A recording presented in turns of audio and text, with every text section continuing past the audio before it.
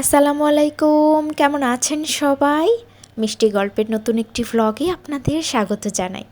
আজকে শনিবার ২১ তারিখ আর এখন সকাল 10:30 মতো বাজে।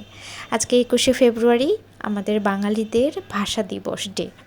এই দিনটাতে যারা শহীদ হয়েছেন আমাদের মুখের ভাষার জন্য, মুখের কথার জন্য, তাদের জন্য অনেক অনেক শুভেচ্ছা রইল, বিনম্র শ্রদ্ধা রইল, আর রইল অনেক অনেক দোয়া।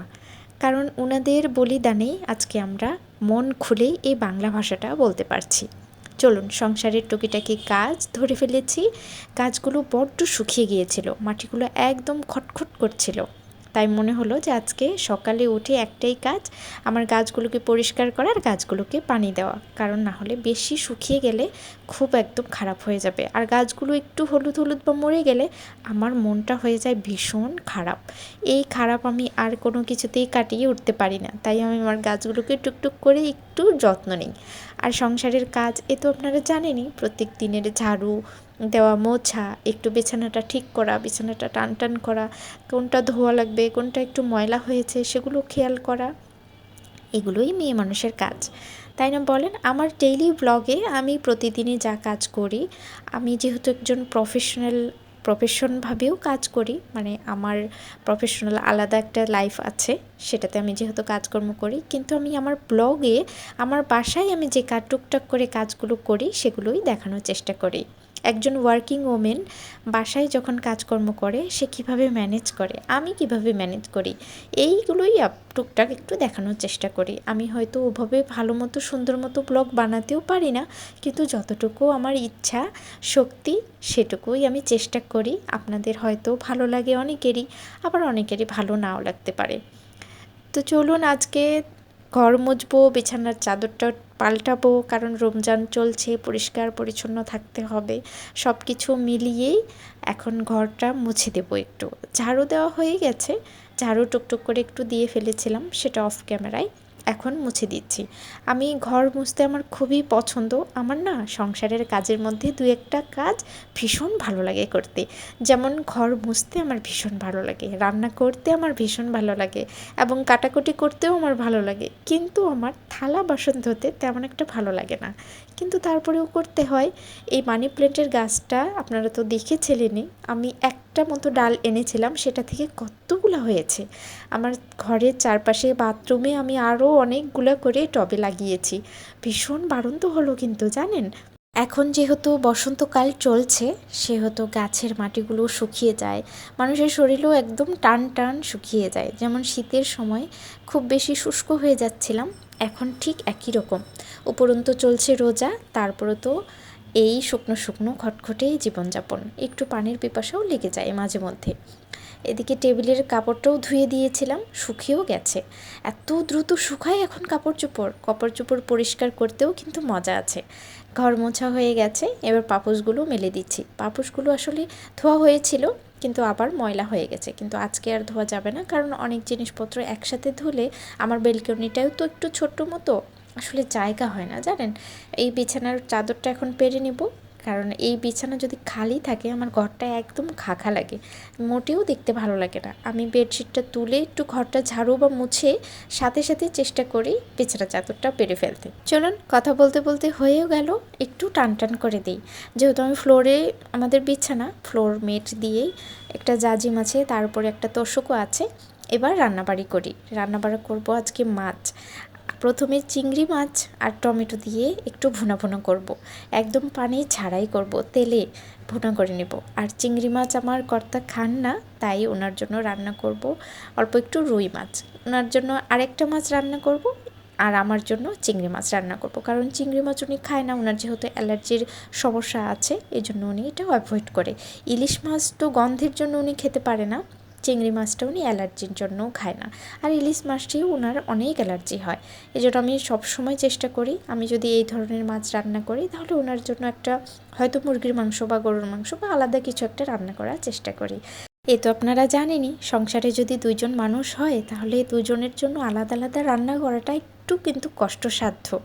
পেঁয়াজ সব রকম মশলা ভাজা হয়ে গেছে। এবার দিয়ে দিলাম টমেটো।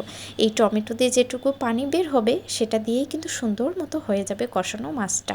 অল্প একটু আদা রসুন বাটাও দিয়ে দিয়েছি। আমি একটু মাঝে মধ্যে আদা রসুন বাটা দিই, আমার বেশ ভালো লাগে খেতে। অনেকেও এটা দেন না, আপনারা অ্যাভয়েড করতে পারেন। এখন টমেটোর কিন্তু অনেক দাম কম প্রত্যেকটা সবজিতেই, বা যারা টমেটো খেতে পছন্দ করেন, সালাদ খেতে পছন্দ করেন, বেশি টমেটো খাবেন। আর টমেটো একটু বাসায় নিয়ে এসে নুন দিয়ে সুন্দর মতো করে ভিজিয়ে রেখে ওই 10-15 মিনিট তারপরে ধুয়ে ফেলবেন, তাহলে অনেকটাই কেমিক্যাল মুক্ত হয়ে যায়। এই যে এপাশে রুই মাছ, আসলে রুই মাছ বের করতে যেয়ে তার মধ্যে তেলাপিয়া মাছেরও কয়েকটা টুকরো ছিল, সেটাই বের হয়ে এসেছে। এখানে রুই মাছ সম্ভবত 2 থেকে 3 টুকরো আছে, আর বাকিটা হচ্ছে তেলাপিয়া মাছ। তো কিছু করার নাই, যেটা আসলে ফ্রিজ থেকে বের করেছি, আর এটা হচ্ছে বরফটাও ছাড়িয়ে গেছে, এটাই রান্না করতে হবে। এখন আবার আলাদা করে মাছ বের করে সেটা আবার বরফ ছাড়িয়ে রান্না করা অনেকটাই সময় লেগে যাবে।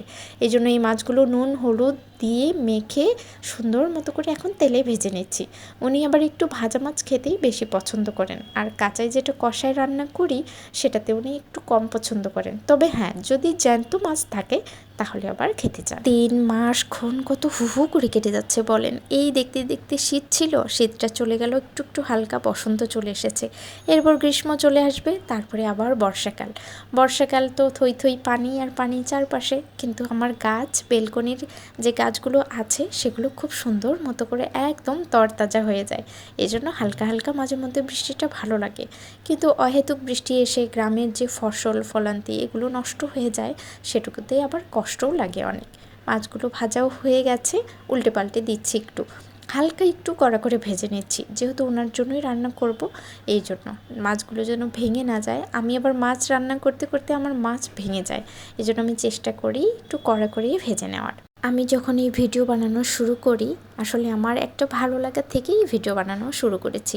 আমি বিশ্বাস করেন এতটুকু আশাও করিনি যে আমার ভিডিও বানালে সেটাতে ভিউ হবে কিনা, লাইক হবে কিনা, বা কমেন্ট হবে কিনা, বা সাবস্ক্রাইব বাড়বে কিনা।